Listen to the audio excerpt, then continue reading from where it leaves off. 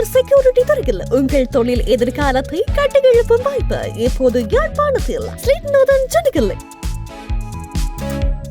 உங்கள் பெற்றோரின் நிம்மதியே எங்களின் நோக்கம். செவிலியர் பராமரிப்பு, ஆரோக்கிய உணவுகள் மற்றும் சொகுசு அறைகளுடன் ரத்மலானியில் வி கேர் ரெசிடென்ஸ். நல்லூர் திருவிழா தினமும் காலை மாலை சிறப்பு நேரலையில் உங்கள் விளம்பரங்களும் இடம்பெற இன்றே அழையுங்கள். வணக்கம். கையில் ஒரு கடிதம் இருக்கின்றது. இந்த கடிதம் சிங்களத்திலே எழுதப்பட்டிருக்கின்றது. இதில் ஆங்கிலம் கடிதமும் இருக்கின்றது. இதிலே பாருங்கள், கையொப்பமும் இருக்கின்றது. இது ஒரிஜினல் கடிதம். என்ன கடிதம் என்றால், ஏற்கனவே சுரேஷ் தலைவனுடைய மனைவி ஜனாதிபதி அவர்களுக்கு 3 பக்க கடிதம் ஒன்றை எழுதி அனுப்புகிறார். அதற்கு ஜனாதிபதி பதில் வழங்கினாரா இல்லையா என்பது குறித்து இதுவரை எந்த விதமான தகவலும் இல்லை. அதற்கு பிறகு நேற்றைய திகதியிடப்பட்ட கடிதம் தான் இது. இந்த கடிதத்தை யார் எழுதியிருக்கிறார்கள் என்றால், சுரேஷ் தலைவனுடைய தாயார் எழுதிய கடிதம் ஜனாதிபதிக்கு எழுதியிருக்கின்றார். மகே புத்துவெனுவின் மவககே ஆயாச்சனைக, என்னுடைய மகனுக்காக ஒரு தாயினுடைய கோரிக்கை என்ற விதத்திலே தான் இந்த கடிதம் எழுதப்பட்டிருக்கின்றது. இந்த கடிதம் சம்பந்தமாகவும் நாங்கள் பேச தயாராக இருக்கின்றோம். அதே போல ஈஸ்டர் தாக்குதல் வழக்கு விசாரணை தினசரி வழக்கு விசாரிக்கப்பட்டு வருகின்றது ஒவ்வொரு நாளும்.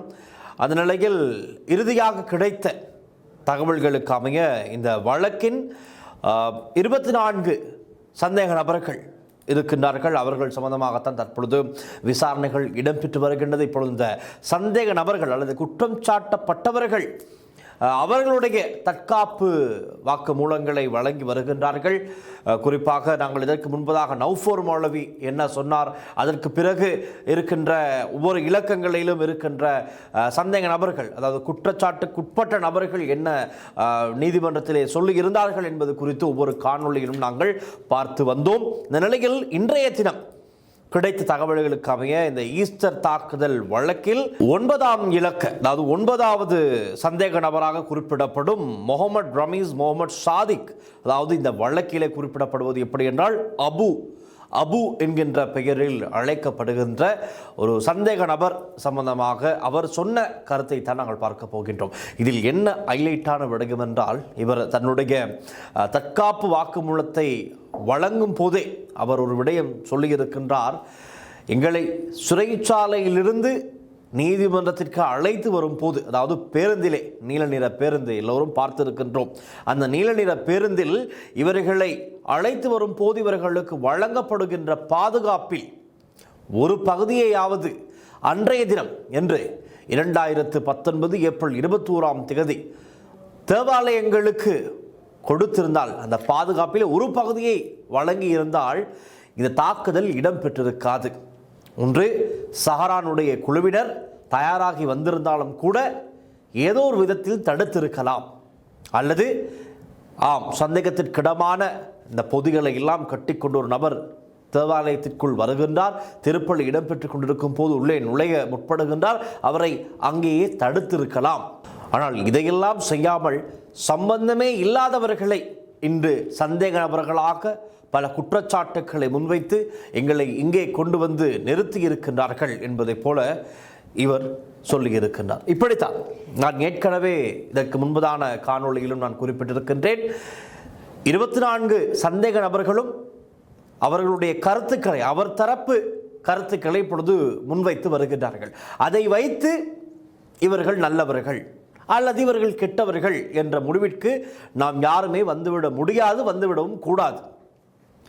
விசாரணைகள் இடம்பெறுகின்றது, சாட்சியங்கள் எல்லாமே சேகரிக்கப்பட்டிருக்கின்றது, வாக்குமூலங்கள் பெறப்பட்டிருக்கின்றது, குற்றப்பத்திரிகையும் தாக்கல் செய்யப்பட்டிருக்கின்றது. ஆகவே இதில் இந்த 24 பேரையும் நான் ஒட்டுமொத்தமாக சொல்கின்றேன். இந்த 24 பேரிலும் எல்லாருமே சொல்லப்போவது என்ன, எங்களுக்கும் இந்த தாக்குதலுக்கும் எந்த விதமான தொடர்பும் இல்லை, எங்களுக்கும் சாரானுடைய குழுவினருக்கும் எந்த விதமான தொடர்பும் இல்லை, சாரானசிமை தெரியும், ஆனால் இந்த தாக்குதலுடன் நாங்கள் தொடர்பு இல்லை, இப்படித்தான் சொல்ல போகிறார்கள். காரணம், இது அவர்களுக்கு சட்ட ரீதியாக கொடுக்கப்பட்டிருக்கின்ற ஒரு வாய்ப்பு. அதாவது அவர்கள் பக்க கருத்தை அவர்கள் தெரிவிக்க வேண்டும். ஆனால் இன்னமும் வழக்கு முடியவில்லை, விசாரணைகள் இடம்பெறுகின்றது. விசாரணைகள் எல்லாம் நிறைவு பெற்ற பின்னர் நீதிபதி அவர்கள், அதுவும் மூவர் அடங்கிய நீதிபதி குழாம் இது, அவர்கள் ஒரு முடிவை அறிவிப்பார்கள் என்ன தீர்ப்பு என்பதை. அந்த நாள் நெருங்கிக் கொண்டிருக்கின்றது. நாங்கள் இந்த வழக்கின் இந்த 24 சந்தேக நபர்கள் சம்பந்தப்பட்ட வழக்கு விசாரணை முடிவுக்கு வந்து கொண்டிருக்கின்றது. மிக விரைவிலே அந்த தீர்ப்பையும் நாங்கள் தெரிந்து கொள்ளலாம். ஆகவே நாங்கள் விவரமாக பார்ப்போம். இந்த 9வது சந்தேக நபர், அதாவது முகமது ரமீஸ் முகமது சாதிக் அபு என்று அழைக்கப்பட்ட இந்த நபர் என்ன சொல்லியிருக்கிறார் என்று, இவர் சிறைச்சாலைக்குள்ளே இருந்து சட்டக்கல்வி பயின்று வந்திருக்கின்றார். சிறைச்சாலைக்குள்ள இந்த ஈஸ்டர் அட்டாக்கு பிறகு இவர் சந்தேகத்தின் பேரிலே சிறையில் அடைக்கப்படுகின்றார். அதன் பிறகுதான் இவர் சட்ட கல்வியையும் படித்திருக்கிறார் சிறைக்குள்ளே இருந்து. நாங்கள் விவரமாக பார்க்கலாம். கடந்த நாட்களில் இந்த ஈஸ்டர் தாக்குதல் வழக்கு விசாரணை, அதாவது இந்த 24 சந்தேக நபர்கள் குறித்து அதில் இருப்பவர்கள் சொன்ன தற்காப்பு வாக்கு மூலங்கள் சம்பந்தமாக நாங்கள் நிகழ்ச்சி செய்திருந்தோம். அதற்கு ஒரு சில இடங்களிலே இப்படியான கமெண்ட்ஸ் இருக்கின்றது. தீவிரவாதிகளையும் சுத்தம் செய்ய ஆரம்பித்து விட்டீர்களா என்று கேட்க தொடங்கி இருக்கின்றார்கள். அதுதான் நான் இன்றைய நிகழ்ச்சியின் ஆரம்பத்திலே குறிப்பிடுகின்றேன். என்னவென்றால், இந்த தற்காப்பு வாக்கு மூலங்களை வைத்து இவர்கள் சொல்கின்ற விடயங்கள் எங்களுக்கும் இதற்கும் தொடர்பு இல்லை என்பதை வைத்து நாம ஒரு முடிவிற்கு வந்துவிட முடியாது. அந்த விடயத்தை சொல்லிக்கொண்டே நாங்கள் தொடர்ந்தும் முக்கியமான விடயங்களை பார்க்கலாம். 9வது சந்தேக நபருடைய தற்காப்பு வாக்குமூலம் இது. அபு என்பவர் தற்காப்பு வாக்குமூலம் வழங்கும் போது இப்படி சொல்கின்றார். 2019 ஏப்ரல் 21 அன்று இடம்பெற்ற ஈஸ்டர் ஞாயிறு தாக்குதலை நான் வன்மையாக கண்டிக்கின்றேன் என்று தான் அவருடைய வாக்குமூலத்தை ஆரம்பித்திருக்கின்றார். உங்களில் பலருக்கு அதிர்ச்சியாக இருக்கலாம். கண்டிப்பது என்றால் ஏன் அந்த செயற்பாட்டில் தொடரப்பட்டா என்று நீங்களாக முடிவுக்கு வந்துவிட வேண்டாம். பார்ப்போம். இப்பொழுது இவருடைய வாக்கு மூலங்கள் எல்லாம் சேகரிக்கப்பட்ட பின்னர் தான் ஒரு முடிவு நீதிமன்றத்தால் வழங்கப்படும். அதற்கு பிறகு நாம் ஒரு முடிவுக்கு வரலாம். தான் கற்றுக்கொண்ட மதத்தின் அடிப்படையில் தற்கொலை செய்வதும் இரத்தம் சிந்துவதும் பாவம் எனவும் இந்த அபு என்பவர் 9ஆம் இலக்க சந்தேக நபர் அவருடைய வாக்குமூலத்தின் போது தெரிவித்திருக்கின்றார். தனது குடும்பத்தில் 5 பேர் இருப்பதாகவும், தான் ஜெயவர்த்தனபுர பல்கலைக்கழகத்தில் 3ஆம் ஆண்டு ஆங்கில பட்டப்படிப்பை கற்றுக்கொண்டிருந்த போது இந்த ஈஸ்டர் தாக்குதல் வழக்கோடு சந்தேகத்தின் பேரில் தாம் கைது செய்யப்பட்டதாகத்தான் இவருடைய வாக்குமூலத்தின் ஆரம்பத்திலே குறிப்பிட்டிருக்கின்றார்.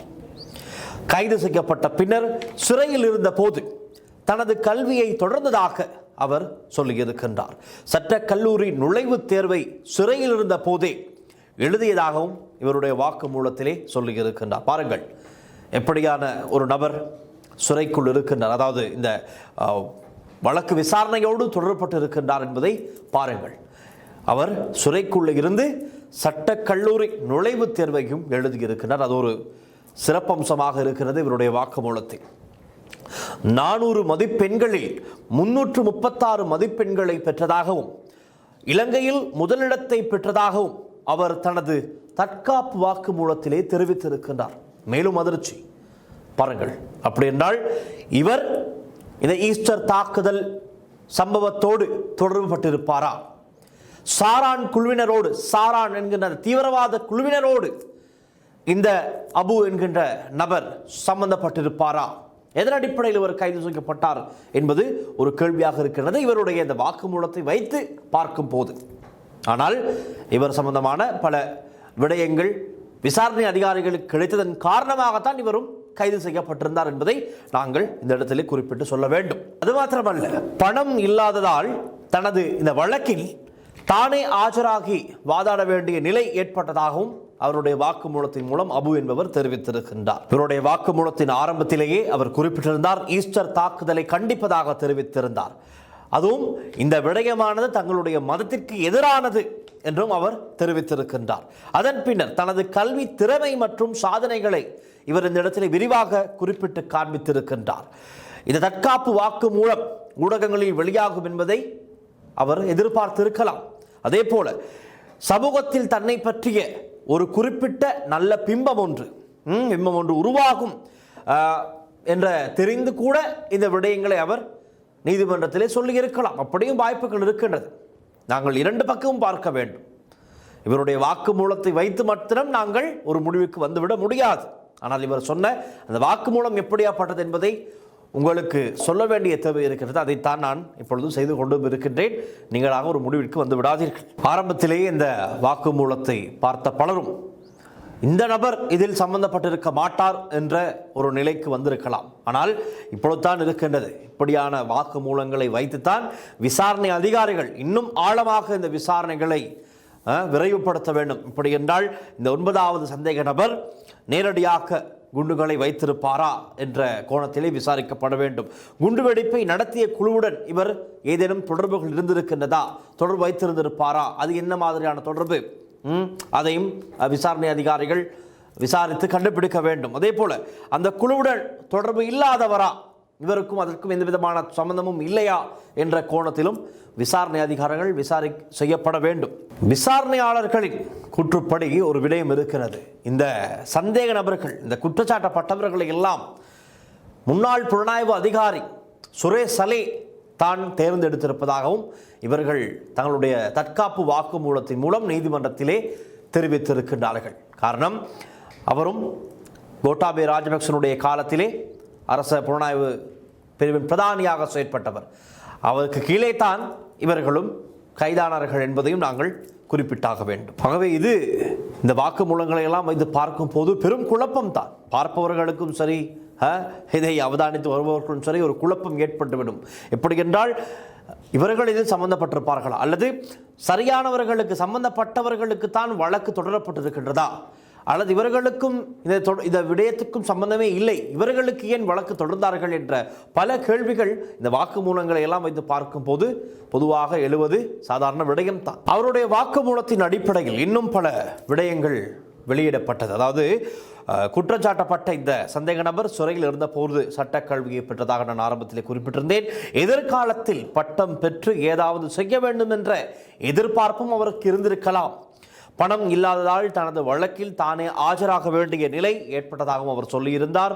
தனது பெயருடன் தொடர்பில்லாத அபுநாச்சி போன்ற பெயர் வழக்கில் பயன்படுத்தப்பட்டுள்ளதாகவும் அவர் குறிப்பிட்டிருக்கின்றார். இந்த அபுநாச்சி என்கின்ற பெயருக்கும் எனக்கும் எந்த விதமான தொடர்பே இல்லை என்பதையும் அவர் குறிப்பிட்டு கூறியிருக்கின்றார்.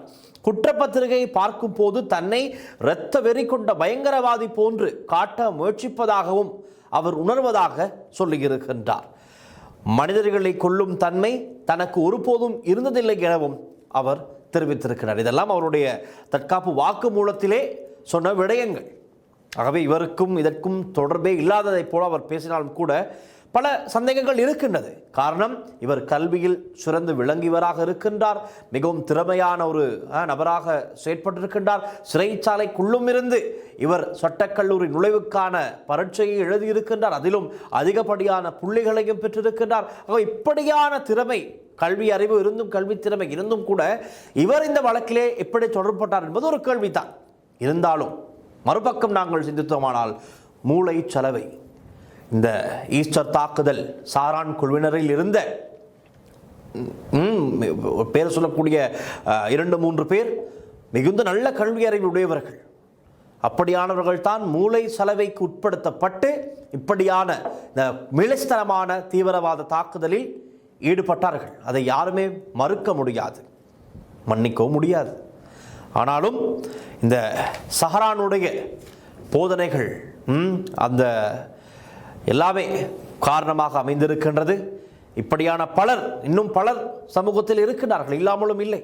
ஆங்காங்கே ஒரு சில ஃபேஸ்புக்கிலே காணப்படுகின்ற பதிவுகளை பார்க்கும் போது இனவாத ரீதியான மதவாத ரீதியான விடயங்களின் போது அதை ஒப்பிட்டு பேசும் போது ஒரு சிலருடைய அந்த உண்மையான தன்மை வெளிப்படுகின்றது. அண்மையில் குறித்த இந்த ஆடை விவகாரம் சம்பந்தமாக பொதுவெளியிலே அதிகளவாக பேசப்பட்டது. அப்போது கூட இப்படியான சிந்தனையினோடு இருப்பவர்கள் சமூக வலைதளங்களில் ஆங்காங்கே இருப்பதை அவதானிக்கூடியதாகத்தான் இருந்தது. ஆகவே இவர்களெல்லாம் இந்த மூளை சலவை என்கிறதற்குள் உள்ளடங்கும் ஒரு கூட்டமாகத்தான் இருக்கும். இவர்களைத்தான் நாங்கள் ஒரு கட்டுப்பாட்டுக்குள் கொண்டு வர வேண்டும். இல்லை என்றால் இன்னும் பல சாரான்கள் உருவாக அதிக வாய்ப்பு இருக்கின்றது. அது நடக்காமல் இருப்பது இனி உயர் அதிகாரிகளுடைய கையில் தான் இருக்கின்றது. அதே போல நல்ல மத போதகர்களுடைய கையிலும் இருக்கின்றது. தவறான சிந்தனை இது. இந்த பாதை, நீ தேர்ந்தெடுத்திருக்கின்ற இந்த பாதையானது எங்களுக்கு ஒத்து வராது, சரி வராது, இது தவறான பாதை என்பதை அவர்களுக்கு புரிய வைக்க வேண்டும். காரணம், அவர்களாக வெவ்வேறு சிந்தனைகளிலே அவர்களுக்கான ஒரு தனிப்பாதையை தெரிந்தெடுத்தால் ஈஸ்டர் தாக்குதலை போன்று இன்னும் ஒரு பல தாக்குதல்கள் இலங்கையில் பதிவாகலாம் என்பதையும் சொல்லிக்கொள்ள வேண்டும். அதே போல தொடர்ந்தும் தற்காப்பு வாக்குமூலத்தை வழங்கிய இந்த நபர் சொன்ன இன்னும் பல விடயங்களை நாங்கள் பார்க்கலாம். சந்தேக நபர் தாம் ஒரு முஸ்லீம் என்பதால் தனது மதத்தையும் மத கட்டளைகளையும் மதிப்பதாக தெரிவித்திருக்கின்றார். குற்றவாளிகளுக்கு தண்டனை வழங்கப்பட வேண்டும் என்று தான் எப்போதும் கூறுவதாக தான் இவர் சொல்லியிருக்கின்றார். ஆனால் தான் ஒரு குற்றவாளி அல்ல என்று, இந்த விவகாரத்திலே நான் தொடர்பு இல்லை என்று மீண்டும் மீண்டும் அவர் வலியுறுத்தி இருக்கின்றார். வழக்கின் விசாரணைகள் இன்னும் தொடர்கின்றன. ரைட், இன்னமும் இந்த வழக்கு விசாரணை முடியவில்லை. இந்த வழக்கில் சுரேஷ் சலே தொடர்பாகவும் பல விடயங்கள் பேசப்பட்டிருக்கின்றது, விசாரணைகளும் இடம்பெறுகின்றது. சுரேஷ் சலே சம்பந்தமாக சொல்லப்பட்ட வாக்குமூலத்தில் சொல்லப்பட்ட ஒரு சில கருத்துக்களை வைத்தும் விசாரணைகள் இடம்பெறுகின்றது. 9ஆம் இலக்க சந்தேக நபர் இப்படியும் சொல்லியிருக்கின்றார். தனது தற்காப்பு வாக்குமூலத்தில் இவர் சொன்ன விடயம், நான் இந்த குற்றத்தை செய்திருந்தால் நான் விடுதலை செய்யப்பட்டாலும் கடவுள் என்னை தண்டிப்பார் என்ற கருத்தையும் அவர் சொல்லியிருக்கின்றார். இந்த வகையான கூற்று மத நம்பிக்கையின் அடிப்படையில் ஒருவர் தனது அந்த நிரபராதித்தனத்தை வெளிப்படுத்தும் முயற்சியாகவும் இருக்கலாம், சொல்ல முடியாது. அவர் நல்லவர் என்பதை மதத்தின் அடிப்படையிலே இவர் சொன்னார், நம்புவார்கள், நம்பக்கூடிய வாய்ப்புகள் இருக்கின்றது. அதன் அடிப்படையில் இவர் சொன்னாரா என்பதும் ஒரு கேள்வியாக இருக்கின்றது. ஆனால் இப்படியான கூற்றுக்களை உண்மையான நிரபராதியும் கூறலாம், உண்மையான குற்றவாளியும் கூறலாம். இதுதான் இந்த வழக்கில் இருக்கின்ற மிக முக்கியமான இடங்கள். இவற்றை சரியாக விசாரணை அதிகாரிகள் கையாண்டார்கள் ஆயின் நீதிபதிகள் அவதானித்துக் கொண்டுதான் இருக்கின்றார்கள். ஒவ்வொரு கருத்தையும் கேட்டு விசாரணை அதிகாரிகள் முன்வைக்கின்ற சாட்சியங்கள், அவர்களுடைய குற்றப்பத்திரிகையில் சொல்லப்பட்டிருக்கின்ற விடயங்கள் எல்லாம் வைத்து பார்த்து அவர்கள் ஒரு முடிவிற்கு வருவார்கள். ஆனால் நாம ஒரு முடிவிற்கு வந்துவிடக் கூடாது. இவரை அடுத்து, இவர் 9ஆம் இலக்க சந்தேக நபர், இவரை அடுத்து 5ஆம் இலக்க சந்தேக நபரான முகமது இப்ராஹிம் சாஹி அப்துல்லா என்பவரும் தன்னுடைய தற்காப்பு வாக்குமூலத்தை வழங்கியிருக்கிறார். அவர் சொன்ன போது 5வது குற்றம் சாட்டப்பட்டவராக இருக்கின்ற இவர் தனது சகோதரருடன் சேர்ந்து இந்த வழக்கில் குற்றம் சாட்டப்பட்டிருப்பதாக சொல்லியிருக்கின்றார். அவர்களுக்கு எதிரான குற்றச்சாட்டுகள் என்னவென்றால், பிரசங்கம் செய்தது, அதாவது மத போதித்தல், மத போதனைகளை செய்ததை, ஆயுத பயிற்சி வழங்கியமை, தீப்பற்றக்கூடிய அல்லது வெடிப்பொருட்கள் தொடர்பான நடவடிக்கைகள் போன்ற குற்றச்சாட்டுகள் இருப்பதாகத்தான் அவர்களுடைய தற்காப்பு வாக்குமூலத்தின் மூலமாக சொல்லப்பட்டிருக்கின்றது. ஆனால் நீதிமன்றத்தில் இதுவரை சமர்ப்பிக்கப்பட்ட எந்த சாட்சியிலும் இவை நிரூபிக்கப்படவில்லை என்றும் அவர் சுட்டிக்காட்டியிருக்கின்றார். ஆனால் இந்த வாக்குமூலங்கள், இந்த குற்றச்சாட்டுக்கள் எல்லாம் சம்பந்தமாகவும் ரகசிய சாட்சியம் ஒன்றும் இந்த வழக்கில் இருக்கின்றது. அந்த ரகசிய சாட்சியத்தில் இன்னும் பல முக்கியமான தகவல்கள் அடங்கியிருப்பதாகத்தான் எங்களுக்கு கிடைத்த தகவலின் அடிப்படையில் சொல்லக்கூடியதாக இருக்கும். ஆகவே பொறுத்திருந்து பார்க்க வேண்டும். இந்த வழக்கு விசாரணைகள் இடம்பெற்று இப்பொழுது சந்தேக நபர்கள், குற்றம் சாட்டப்பட்டவர்கள், அவர்கள் தரப்பு நியாயங்களை சொல்லிக் கொண்டிருக்கின்றார்கள். நீதிபதிகள் அதை அவதானம் செலுத்தி வருகின்றார்கள். மிக விரைவில் அவையும் முடிவிற்கு வந்து பின்னர் இந்த வழக்கின் தீர்ப்பு வழங்கப்படும்.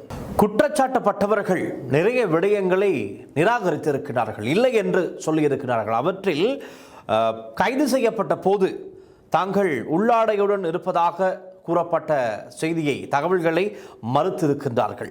தனது மதத்தின்படி ஆண்கள் உடலை முறையாக மூடி இருப்பது அவசியம் என குற்றம் சாட்டப்பட்ட நபர் சொல்லியிருக்கின்றார். தாங்கள் தப்பிச் செல்ல முயன்றதாகவும் கூறப்பட்டது பொய் என்றும் சொல்லியிருக்கின்றார்கள்.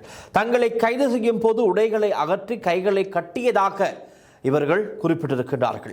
பின்னர் தங்களை அழைத்துச் செல்லும் போது காட்சிகள் வீடியோ எடுக்கப்பட்டு ஊடகங்களில் வெளியிடப்பட்டதாகவும் இந்த சந்தேக நபர்கள் குற்றம் சாட்டி இருக்கிறார்கள். அந்த நடவடிக்கையை நியாயப்படுத்துவதற்காக தாங்கள் உள்ளாடையுடன் இருந்ததாக பொய்யான சாட்சிகள் வழங்கப்பட்டதாகவும் சந்தேக நபர்கள் நீதிமன்றத்திலே தெரிவித்திருக்கிறார்கள். இந்த வழக்கிலே சஹரான் அஷீம் மற்றும் அவரது குழுவினருக்கு உதவியதாக குற்றச்சாட்டுகள் முன்வைக்கப்பட்டதாகத்தான் சொல்லப்படுகின்றது. ஆனால் நீதிமன்றத்தில் காட்டப்பட்ட சில வீடியோக்கள் மற்றும் சம்பவங்கள் தொடர்பாக பல கேள்விகள் எழுப்பப்படுகின்றன. அதாவது இந்த வழக்குடன் தொடர்புடையதாக சுமார் 300 பேர் கைது செய்யப்பட்டதாகவும் தற்போது சிலர் மட்டுமே இந்த வழக்கில் உள்ளதாகவும் தகவல்கள் இருக்கின்றது. இப்பொழுது நாங்கள் பார்க்கின்ற இந்த வழக்கிலே 24 பேர் தான் சந்தேக நபர்களாக இருக்கிறார்கள். முதலாவது சந்தேக நபர் நௌஃபர் மௌலவி, அவருக்கு கிளை ஏனையவர்கள் இப்பொழுது அவர்கள் தான் தற்காப்பு வாக்குமூலங்களை வழங்கி வருகிறார்கள். ஆகவே ஏனையவர்கள் எங்கே என்ன நடந்தது அவர்களுக்கு என்பது ஒரு பெரும் கேள்வியாக இருக்கின்றது. அதில் இன்னும் ஒன்று இருக்கிறது. அபூமர் என்ற பெயர் தொடர்பான ஒரு விடயமும் பேசப்படுகின்றது. முகமது இப்ராஹிம் ஷாஹி அப்துல்லா தன்னுடைய பெயருடன் அபூமர் என்ற பெயர் பயன்படுத்தப்பட்டுள்ளதாகவும், ஆனால் தனக்கு அத்தகைய பெயர் இல்லை என்றும் தன்னுடைய வாக்குமூலத்திலே தெரிவித்திருக்கின்றார். குற்றப்பத்திரிகையில் தனது சொந்த ஊர் பற்றிய குறிப்புகள் சரியாக இல்லை என்றும் அவர் குற்றம் சுமத்தி இருக்கின்றார். 2019ஆம் ஆண்டு கைது செய்யப்பட்டு சிஐடி மற்றும் சிறைச்சாலை காவலில் இருந்ததாகவும் இவர் தெரிவித்திருக்கின்றார். சஹரான் உள்ளிட்டவர்களுக்கு ஆதரவு அளித்தாக பொதுவான குற்றச்சாட்டு முன்வைக்கப்பட்டுள்ளதாகவும் இவர் சொல்லியிருக்கின்றார். ஆனால் உண்மையாகவே இந்த முகமது இப்ராஹிம் ஷாஹி அப்துல்லா மற்றும் அவருடைய சகோதரர் ஆகியோர் இருவருமே மாவனல்ல புத்தர் சிலை உடைப்பு விவகாரத்தோடு அந்த சம்பவத்துடன் தொடர்புடையவர்கள் என்பது உண்மை. அந்த குற்றத்தை இவர்களும் ஒப்புக்கொண்டிருக்கிறார்கள். மாவனல்ல விவகாரத்தோடு சென்ற அந்த வழக்கில் குற்றத்தை ஒப்புக்கொண்ட பின்னர் அவர்களுக்கு 7 ஆண்டுகள் சிறை தண்டனை விதிக்கப்பட்டமையும் சொல்லக்கூடிய ஒரு விடயம். இந்த வழக்கு 2022ஆம் ஆண்டு முடிவடைந்தது.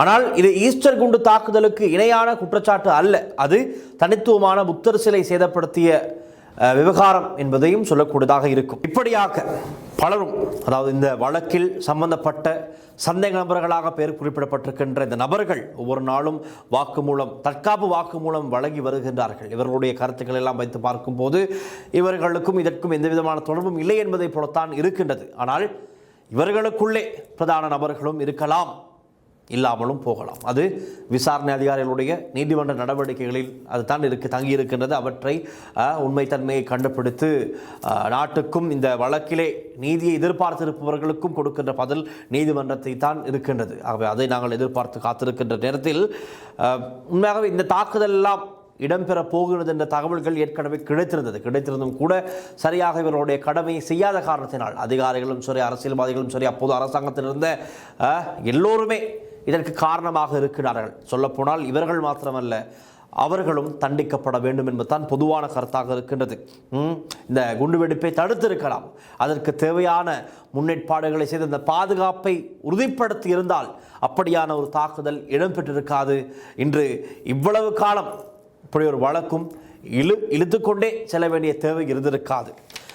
அடுத்து நாங்கள் வருவோம்.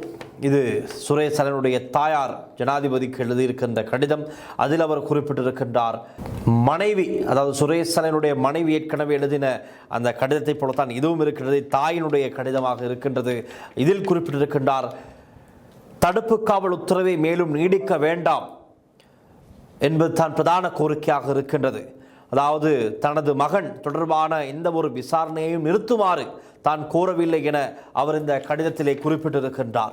சுரேஷ் சலை மீது குற்றச்சாட்டுகள் இருந்தால் அவை முறையாக விசாரிக்கப்பட வேண்டும். அதற்கான ஆதாரங்கள் இருந்தால் அவற்றின் அடிப்படையில் விசாரணை நடத்தி உண்மையை கண்டறிய வேண்டும் என்றும் அவர் இந்த கடிதத்தின் மூலம் கோரிக்கை விடுத்திருக்கிறார். ஆனால் விசாரணைகள் நடைபெறும் காலப்பகுதியில் தனது மகனின் தடுப்பு காவல் உத்தரவை மேலும் நீடிக்க வேண்டாம் என அவர் இந்த கடிதத்திலே குறிப்பிட்டிருக்கின்றார்.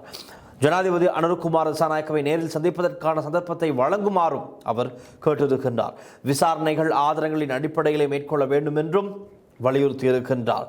தடுப்பு காவல் என்பது ஆதாரங்களுக்கு மாற்றாக இருக்கக்கூடாது என்றும் இந்த கடிதத்திலே குறிப்பிட்டிருக்கிறார். பல ஆண்டுகள் இலங்கை இராணுவத்தில் சேவையாற்றி ஓய்வு பெற்ற தனது மகன் தற்போது தடுப்பு காவல் உத்தரவின் கீழ் இருப்பதை பார்ப்பது தனக்கு மிகுந்த வேதனையை ஏற்படுத்துவதாகவும் அவர் இந்த கடிதத்திலே தெரிவித்திருக்கிறார். இது சுரேஷ் சலைவினுடைய தாயார் ஜனாதிபதி அனுரகுமார திசாநாயக்கு எழுதிய கடிதம். அவருடைய கையொப்பமும் இருக்கின்றது.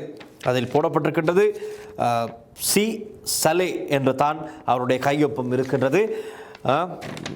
ஓய்வு பெற்ற மேஜர் ஜெனரல் சுரேஷ் சலைவின் தாய் என்ற இதுதான் அந்த கடிதம். பலரும் பலவிதமான அழுத்தத்தை கொடுக்கிறார்கள் இந்த சுரேஷ் சலைவனுடைய விடயத்தில். அண்மையில் கூட சிறப்பான மாநாடெல்லாம் செய்தார்கள். அதாவது ஆட்களை எல்லாம் சேகரித்து வந்து சுரேஷ் சலைவுக்காக தொடர்ந்தும் குரல் எழுப்புவோம் என்பதை போல பேசியிருந்தார்கள், மாநாடெல்லாம் நடத்தியிருந்தார்கள். ஆனால் அவர் இன்னமும் விசாரணைக்கு சரியாக ஒத்துழைப்பு வழங்காததை போலத்தான் இருக்கிறது. இன்னமும் வைத்தியசாலையில் சிகிச்சை பெற்று வருகின்றார். ஆனால் முறையாக இந்த விசாரணைகளுக்கு முகம் கொடுத்து ஒத்துழைப்பு கொடுத்தால்தான் இந்த விசாரணைகளை விரைவாக ஒரு முடிவுக்கு கொண்டு வர முடியும். விசாரணைகள் சிறப்பாக நடந்தால்தான் உண்மை தன்மைகளை தெரிந்து கொள்ள முடியும். ஆனால் சுரேஷ் சலை ஒரு தரப்பினரை காப்பாற்ற போராடி கொண்டிருக்கின்றார். சுரேஷ் சரைவை காப்பாற்ற அவருடைய குடும்பம் ஒரு பக்கம் போராடி கொண்டிருக்கின்றது. இப்படி பல விஷயங்கள் இருக்கின்றது இந்த வழக்கோடு சேர்ந்து. பார்க்கலாம், இந்த ஈஸ்டர் அட்டாக் சம்பந்தமாக, ஈஸ்டர் தாக்குதல் சம்பந்தமாக பல்வேறு வழக்குகள் இப்பொழுது விசாரிக்கப்பட்டு வருகின்றது. ஒவ்வொரு வழக்கும் இறுதிக்கட்டத்தை நெருங்கிக் கொண்டிருக்கின்றது. அவை மிக விரைவிலே உண்மை தன்மைகளை தெரிந்து கொள்ள முடியும். யார் இந்த பிரதான சூத்திரதாரிகள், எதற்காக எல்லாம் செய்தார்கள் என்பதையும் ஒட்டுமொத்த நாடு மாத்திரமல்ல முழு உலகமே தெரிந்து கொள்ளக்கூடிய நாட்கள் வெகு தூரம் இல்லை என்பதையும் கூறிக்கொண்டு இன்றைய நிகழ்ச்சியை நாங்கள் நிறைவு கொண்டு வருகின்றோம். இந்த சந்தேக நபர்களுடைய வாக்கு மூலம் சம்பந்தமாக உங்களுடைய கருத்துக்கள் என்ன என்பதையும் கீழே கமெண்ட்ஸில் எழுதுங்கள். சுரேசனுடைய தாய், சுரேசனுடைய மனைவி ஜனாதிபதிக்கு எழுதிய கடிதம் சம்பந்தமாகவும் உங்களுடைய நிலைப்பாடு என்ன என்பதையும் கீழே கமெண்ட் செக்ஷனில் எழுதுங்கள். மீண்டும் நாளைய நிகழ்ச்சியில் இன்னும் பல புதிய தகவலோடு நான் உங்களை சந்திக்கின்றேன். ஒளிப்பதிவாளர் பதர்ஷனுடன் நான் டில்ஷான். நன்றி, வணக்கம். சைபர் செக்யூரிட்டி துறையில் உங்கள் தொழில் எதிர்காலத்தை கட்டியெழுப்பும் வாய்ப்பு இப்போது யாழ்ப்பாணத்தில் ஸ்ரீநாதன் ஜனகில்லை.